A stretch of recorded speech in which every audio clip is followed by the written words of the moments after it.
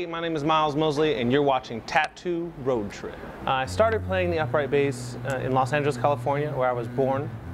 I started in junior high kind of as a fluke because I got kicked out of another class, which I think was drawing, and the principal put me in the orchestra, so I was forced to pick a string instrument because those were the only choices. I landed on the upright bass because I never had to take it home.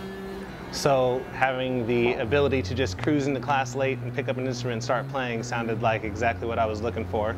But I very quickly realized that the bass is not just the bottom of the music, but the director of the music. Because I had gained the ability to play with a lot of dexterity on the instrument and do something really as a leader, it was important to me to come up with a sound that could project in front of the band. So I began attaching different effects, distortions and wahs and flangers, and I just wanted to sound like my heroes, you know. It took me about 3 years to figure out how to connect the standard upright bass to an array of pedals to turn it into an instrument that I think is in a brand new category. The upright bass as not just a background instrument, but as a featured solo instrument that can play at a level that really hits people the way that modern music hits them now.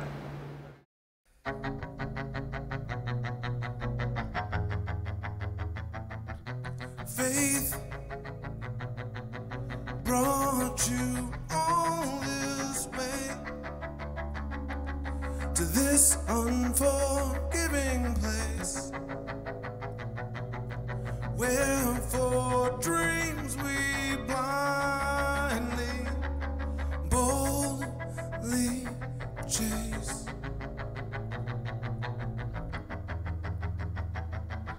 But I won't let LA bring you down. I won't let LA bring you down.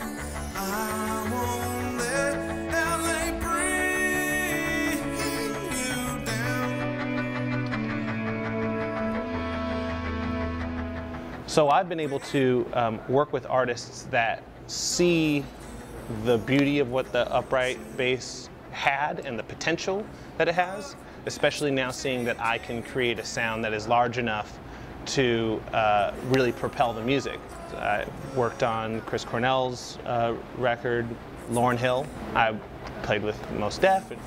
I worked on a record with Terrence Howard, and I've been really fortunate to work with a lot of artists that I look up to and have looked up to in the past that have sort of tapped me to bring that sound to their projects. It's a really diverse instrument, and those artists have seen that, and I think a lot more are seeing the light, as I like to say.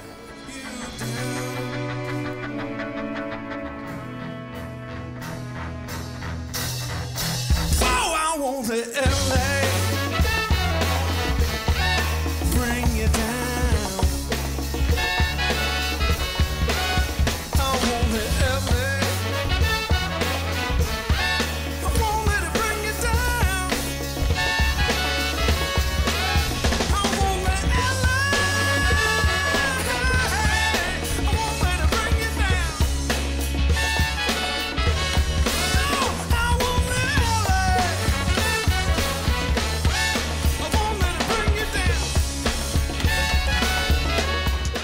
So my tattoo road trip starts here.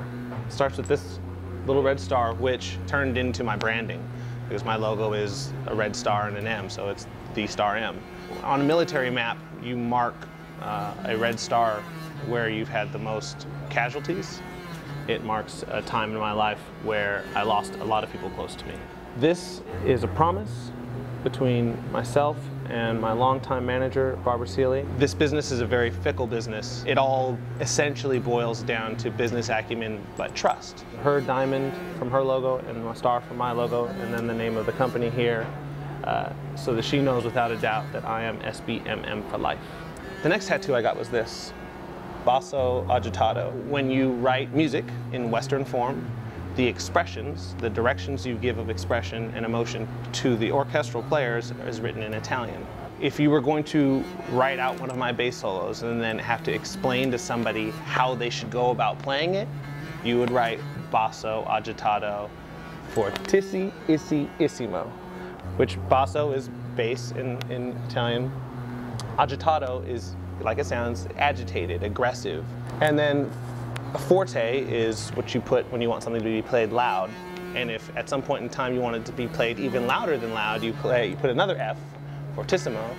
And then if you want it to be played even louder than the louder you were doing before, you put another F. So you read it fortissimo. So basso agitato fortissimo. Have you ever had a day where all of your big plans fail at one time? The grand plans you have for your life all seem to come to a halt because they get derailed. That happened to me one day, and instead of wigging out any more than I already did, I decided to get some protection. This is the first of my 3 shields. It protects my mind. This is the shield that protects my soul, using the Triton as a nod to Shiva and the Greeks and the Romans. This is my 3rd shield. It is the fist, and it protects the body, so mind, body, and soul. Now, all these tattoos that I have were not inked, but designed by the same artist, a guy named Casey Haxton.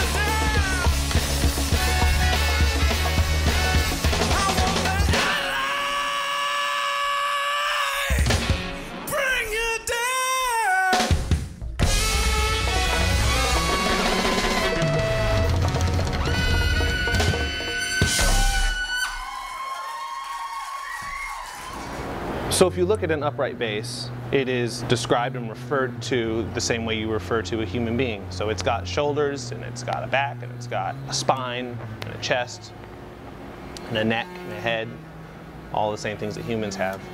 I have 3 main basses. 2 of them I decided to decorate the way I would tattoo myself. This basso agitato is on the black bass, which is it's a chalkboard. The paint is all chalkboard, so I can tattoo it as I play. It can respond to the audience as I respond to the audience. Also, a gold star is on there. 24 karat gold star is underneath the bridge, obviously relating to my stars. Now, I have another bass that has a red star on it, and on the back of it, it has a really beautiful woman who was originally from a piece of art that Casey Haxton did, and I saw it and she was so gorgeous that I wanted to have her with me. She's been with me all over the world, and she's a beautiful woman. In order for me to bring the audience with me on this exploration of making the upright bass not simply a classical or museum piece bass, I have to give it some personality, and I choose to do that through basically tattooing the instrument. Thanks for coming with me on my tattoo road trip. This was a blast. It's fun thinking about these things. I haven't done that in a long time. If you're ever in Hollywood, stop by and see me at one of my residencies. You can find out where I am here and worldwide at milesmosley.com. And thanks a lot.